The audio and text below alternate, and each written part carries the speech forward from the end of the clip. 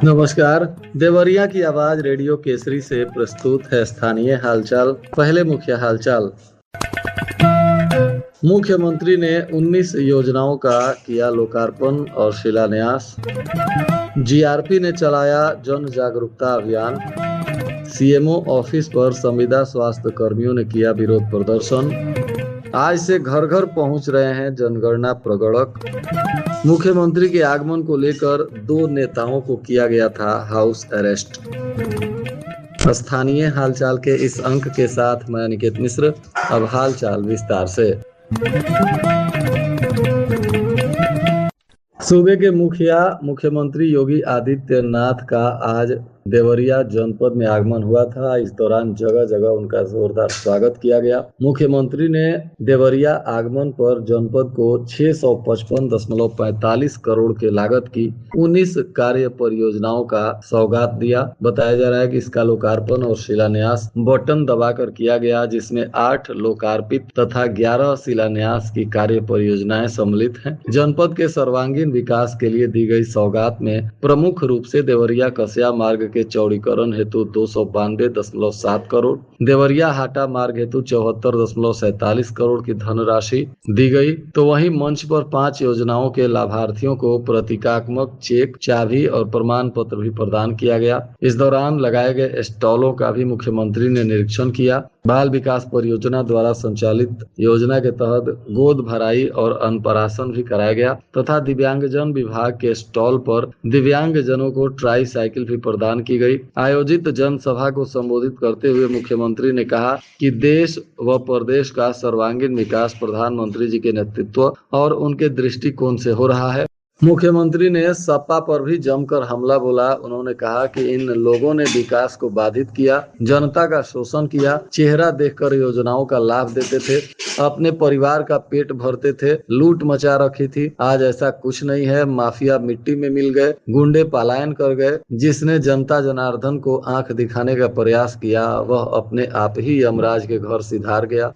मुख्यमंत्री ने कहा कि पहले शाम को 6 बजे से पहले बेटियों को घर के अंदर छुप जाना पड़ता था, व्यापारियों को अपने प्रतिष्ठान बंद करने पड़ते थे, लेकिन आज कोई नहीं कह सकता कि 6 बजे से पहले ही बेटी घर के अंदर दुबक जाए और व्यापारी प्रतिष्ठान को बंद कर ले। बेटियां बहनें नाइट शिफ्ट में उद्योग में काम कर रही हैं, जब मर्जी तब अपने घर आती हैं। अगर कोई गुंडा छेड़छाड़ का दुस्साहस करता है तो अगले चौराहे पर यमराज उसका टिकट काटने के लिए बैठे रहते हैं और इसी के परिणाम स्वरूप नए भारत का दर्शन हम सभी कर रहे हैं। उन्होंने कहा कि कार्य करने, सोच और दृष्टिकोण की गति जितनी तेज होगी, विकास का लाभ उतनी ही तेजी से आम जन को प्राप्त होगा। विकास कार्यों को गिनाते हुए मुख्यमंत्री ने कहा कि पहले गोरखपुर की 2 लेन की सड़कें होती थी, जिससे जाम की स्थिति बनी रहती थी। अब सड़कों का चौड़ीकरण होने से गोरखपुर से देवरिया आने में कम समय लगता है। उन्होंने कहा कि विकास अब रुकने वाला नहीं है। पिछली बार जनपद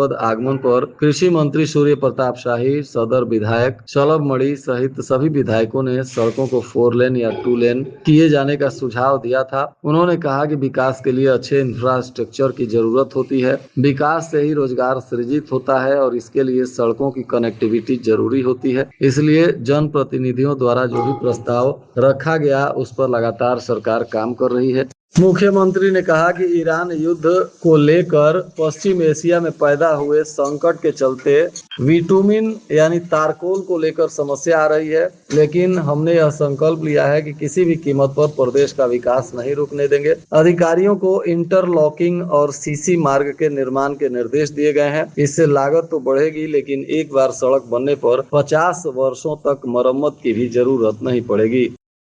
भटनी जीआरपी थाना की पुलिस ने ट्रेनों पर हो रही पत्थरबाजी एवं ट्रैक अवरोध की घटनाओं को गंभीरता से लेते हुए क्षेत्र के देवघाट गांव में जागरूकता अभियान चलाया। जीआरपी प्रभारी अजय मौर्य अपने हमराहियों के साथ गांव पहुंचे और स्थानीय लोगों को एकत्रित कर रेलवे सुरक्षा तथा यात्री सुरक्षा के संबंध में विस्तार से जानकारी दी। जागरूकता का उद्देश्य बताते हुए जीआरपी प्रभारी ने ग्रामीणों से कहा कि ट्रेनों पर पत्थरबाजी की घटनाएं न केवल रेलवे संपत्ति को नुकसान पहुंचाती हैं बल्कि यात्रियों की जान के लिए भी खतरा बन जाती है। कई बार इस प्रकार की घटनाओं में यात्रियों को गंभीर चोटें आ जाती हैं, जिससे बड़ी दुर्घटना होने की आशंका बनी रहती है। उन्होंने बताया कि रेलवे ट्रैक पर अवरोध उत्पन्न करना तथा ट्रेनों पर पत्थर फेंकना कानूनन अपराध है और ऐसे मामलों में पकड़े गए लोगों पर कड़ी कानूनी कार्रवाई भी की जाती है। राष्ट्रीय स्वास्थ्य मिशन के तहत स्वास्थ्य विभाग में बकाया मानदेय भुगतान की मांग को लेकर संविदा स्वास्थ्य कर्मियों ने कार्य बहिष्कार करते हुए मुख्य चिकित्सा अधिकारी कार्यालय पर प्रदर्शन किया। इस दौरान मुख्य चिकित्सा अधिकारी को अपनी मांगों से संबंधित ज्ञापन भी दिया गया। उत्तर प्रदेश राष्ट्रीय स्वास्थ्य मिशन संविदा कर्मचारी संघ के जिला अध्यक्ष अमित कुमार दुबे और मंत्री कामेश्वर मिश्रा के नेतृत्व में स्वास्थ्य विभाग के संविदा कर्मचारियों ने सीएचसी और पीएचसी पर काला फीता बांधकर कार्य किया। इसके बाद भी मार्च अप्रैल के मानदेय का भुगतान नहीं होने पर मुख्य चिकित्सा अधिकारी को ज्ञापन दिया।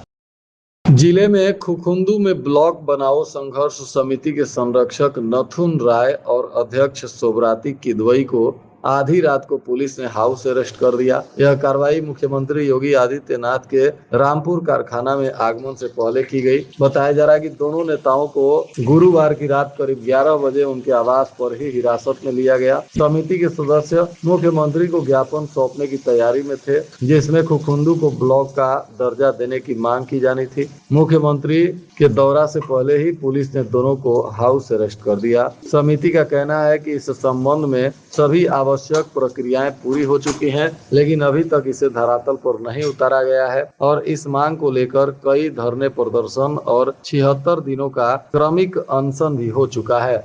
जनगणना के प्रथम चरण में स्वगणना की समय सीमा 21 मई तक समाप्त हो गई। अंतिम दिन के मिले आंकड़ों पर गौर करें तो जिले में कुल लगभग 57,000 परिवारों ने स्वगणना का कार्य पूर्ण कर लिया, जबकि 22 मई से अब दूसरे चरण में मकान सूचीकरण और मकान गणना का कार्य शुरू हो गया है।